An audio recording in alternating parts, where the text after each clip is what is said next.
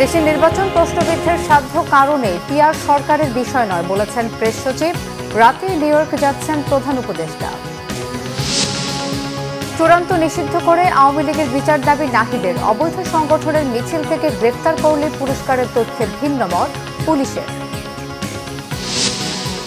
দুদকের খোঁজে আরো 5 দেশে সাইফুজ্জামানের সম্পদ। অর্থ পাচারের 23 বস্তা নথি জব্দ।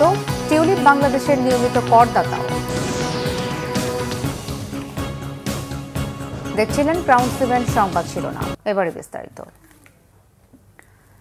পিআর নাকি বিদ্যমান পদ্ধতিতে নির্বাচন, তার সিদ্ধান্ত রাজনৈতিক দলগুলো নেবে বলে মন্তব্য করেছেন প্রধান উপদেষ্টার প্রেস সচিব শফিকুল আলম।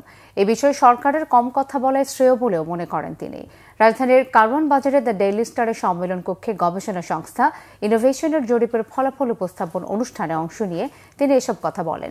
এর আগে আসন্ন নির্বাচন নিয়ে সংস্থাটির জরিপ প্রকাশ করা হয়। এতে বলা হয়, দেশে আগামী নির্বাচনে পিআর সিস্টেম নিয়ে জানেই না 56% মানুষ। পিআর চায় 21.8% এবং চায় না 22.2%। জরিপে অংশ নেয় 10,413 জন। জরিপে 69.9% উত্তরদাতাও মনে করেন অন্তর্বর্তী সরকার একটি নিরপেক্ষ নির্বাচন আয়োজনে সক্ষম হবে। তবে ধর্মীয় সংখ্যালঘু সম্প্রদায়গুলো নির্বাচন আয়োজনের সক্ষমতার বিষয়ে তুলনামূলক কম ইতিবাচক মনোভাব পোষণ করে।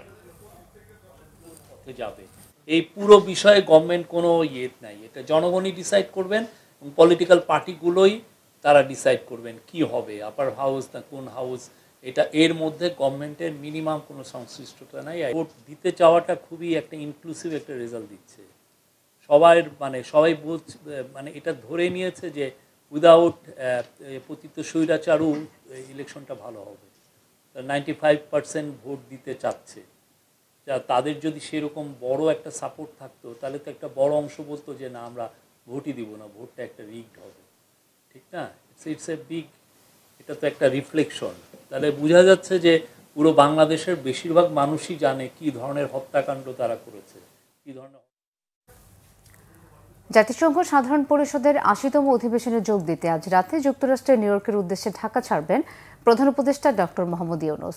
সফরসূচি অনুযায়ী প্রধান উপদেষ্টা 22 সেপ্টেম্বর নিউ ইয়র্কে পৌঁছাবেন ও 26 সেপ্টেম্বর সাধারণ পরিষদের অধিবেশনে ভাষণ দেবেন। প্রধান উপদেষ্টা 2 অক্টোবর দেশে ফেরার কথা রয়েছে। প্রধান উপদেষ্টা বিগত 1 বছরে দেশে সংগঠিত সংস্কার ও আসন্ন জাতীয় নির্বাচনের মাধ্যমে একটি সত্যিকারের গণতান্ত্রিক রাষ্ট্র ব্যবস্থা প্রতিষ্ঠার অঙ্গীকার বিশ্ব নেতাদের সামনে তুলে ধরবেন। এছাড়া 30 সেপ্টেম্বর জাতিসংঘ সাধারণ পরিষদের সভাপতির সভাপতিত্বে high level conference on the situation of Rohingya Muslims and other minorities in Myanmar শীর্ষক এক উচ্চ পর্যায়ের সভায় অংশ নেবেন। সফরে প্রধান উপদেষ্টার সঙ্গে 4 জন রাজনৈতিক নেতা থাকছেন। তারা হলেন বিএনপি মহাসচিব মির্জা ফখরুল ইসলাম আলমগীর, জামাতে ইসলামের নায়েবে আমির সৈয়দ আবদুল্লাহ মোহাম্মদ তাহের, জাতীয় নাগরিক পার্টি এনসিপির সদস্য সচিব আখতার হোসেন ও বিএনপির ভারপ্রাপ্ত চেয়ারম্যান তারেক রহমানের পররাষ্ট্র বিষয়ক উপদেষ্টা হুমায়ুন কবির।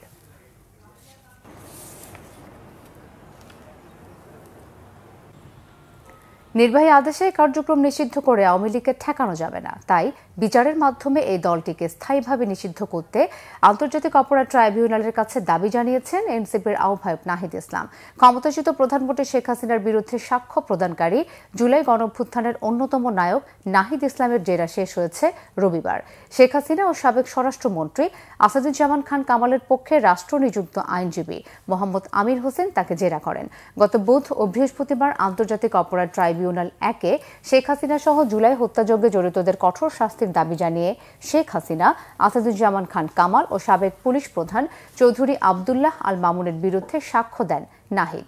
সেদিনই তাকে প্রথম দিনের মতো জেরা করেন আসামি পক্ষের আইনজীবী। এদিকে রংপুরের বেগম রোকেয়া বিশ্ববিদ্যালয়ের ছাত্র আবু সাইদ হত্যা মামলায় আন্তর্জাতিক অপরাধ ট্রাইব্যুনাল 2-এ রবিবার 6ষ্ঠ দিনে 1 জন সাক্ষ্য দেন। এই পর্যন্ত মোট 6 জন সাক্ষ্য দিয়েছেন। কার্যক্রম নিষিদ্ধ আওয়ামী লীগ ও অঙ্গ সংগঠনের মিছিল থেকে কাউকে গ্রেফতার করলে অর্থ পুরস্কার। সোশ্যাল মিডিয়ায় আসা এমন তথ্যের বিষয়ে ডিসি মিডিয়া তালিবুর রহমান জানান, গুরুতর আসামি গ্রেফতার করলে ডিএমপির বিধিতে অর্থ পুরস্কারের ঘোষণা আছে, তাই ভালো কাজকে সবসময় উৎসাহিত করে পুলিশ। শনিবার রাতে রাজধানীর বিভিন্ন জায়গায় অভিযান চালিয়ে কার্যক্রম নিষিদ্ধ আওয়ামী লীগ ও এর অঙ্গ সংগঠনের ৮ নেতাকর্মীকে গ্রেফতার করেছে গোয়েন্দা পুলিশ। রবিবার সংবাদ সম্মেলনে ডিএমপির ডিসি মিডিয়া জানান, গ্রেফতারকৃতরা ঝটিকা মিছিলে অংশ নেয়া, বিভিন্ন স্থান হতে লোক সরবরাহ ও অর্থ সহায়তা করত। মোহাম্মদপুর থেকে পুলিশের ৩ ঊর্ধ্বতন কর্মকর্তার কাজে সন্তুষ্ট না হওয়ায় তাদের ডিএমপি সদর দপ্তরে সংযুক্ত করার কথাও জানান তিনি। এছাড়া জেনেভা ক্যাম্প থেকে মাদক উদ্ধার ও ৪০ জন মাদক কারবারিকে গ্রেফতার এবং উত্তরা বিলকিস হত্যায় জড়িত তার স্বামী বাবুল সহ এক আসামিকে গ্রেফতার করা হয়েছে। ভারত, কম্বোডিয়া, ভিয়েতনাম, থাইল্যান্ড ও মালয়েশিয়া সহ আরও ৫ দেশে সাবেক ভূমিমন্ত্রী সাইফুজ্জামান চৌধুরীর সম্পদের খোঁজ পেয়েছে দুর্নীতি দমন কমিশন। এদিকে চট্টগ্রামের কর্ণফুলীতে রাতভর অভিযান চালিয়ে সাবেক এই মন্ত্রীর স্ত্রী রুখমিরা জামানের গাড়ি চালক ইলিয়াসের প্রতিবেশীর বাড়ি থেকে ২৩ বস্তার নথি জব্দ করেছে দুদক। রিমান্ডে সাইফুজ্জামান চৌধুরীর ২ ঘনিষ্ঠ সহযোগী উৎপল পাল ও আব্দুল আজিজের দেয়া তথ্যের ভিত্তিতে এসব নথি জব্দ করা হয়। অভিযানের নেতৃত্ব দিয়েছেন দুদকের উপপরিচালক মশিউর রহমান। তিনি জানান, বিদেশে সম্পদ কেনার তথ্য, ট্যাক্স, বাড়ি ভাড়ার ভাউচার সহ বিভিন্ন ধরনের তথ্য পেয়েছেন তারা। প্রাথমিকভাবে ধারণা করা হচ্ছে কয়েক হাজার কোটি টাকার সম্পদের তথ্য আছে এসব নথিতে। এর আগে বুধবার রাতে চট্টগ্রাম নগরীর আগ্রাবাদ থেকে সাইফুজ্জামানের অর্থ পাচারের সহযোগী আব্দুল আজিজ ও দেশের সম্পদ দেখাশোনার দায়িত্বপ্রাপ্ত উৎপল পালকে গ্রেফতার করা হয়। তাদের দেয়া তথ্যের ভিত্তিতে সিঙ্গাপুর, সংযুক্ত আরব আমিরাত, যুক্তরাজ্য ও যুক্তরাষ্ট্রের সম্পদের তথ্য পায় দুদক।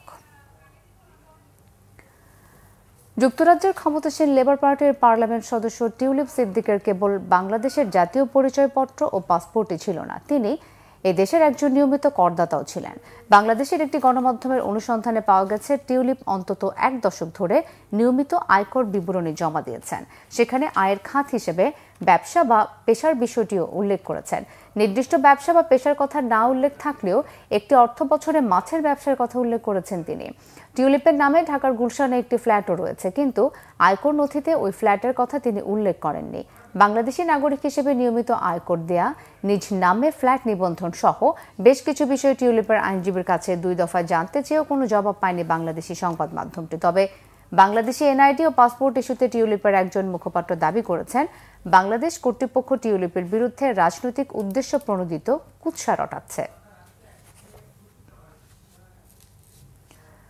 দুর্গাপূজা সামনে রেখে ২৪ তারিখ থেকে আইনশৃঙ্খলা বাহিনী পুরোপুরি মোতায়েন হবে বলে জানিয়েছেন স্বরাষ্ট্র উপদেষ্টা অবসরপ্রাপ্ত লেফটেন্যান্ট জেনারেল জাহাঙ্গীর আলম চৌধুরী।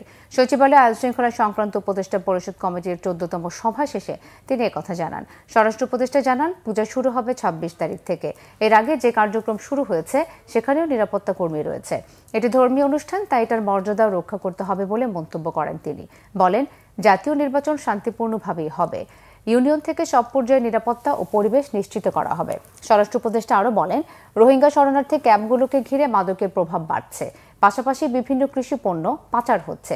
দেশ থেকে যায় ভালো পণ্য, আসে মাদক। তবে মাদক ব্যাপক হারে ধরা পড়ছে, এটি সমূলে বিনষ্ট করার চেষ্টা চলছে বলেও জানান তিনি। নাসা গ্রুপের বকেয়া ২৫০ কোটি টাকা পরিশোধ সম্ভব, সে ব্যাপারে নাসা গ্রুপের চেয়ারম্যান সম্পত্তি বিক্রির অনুমতি দিয়েছেন বলেও জানান স্বরাষ্ট্র উপদেষ্টা।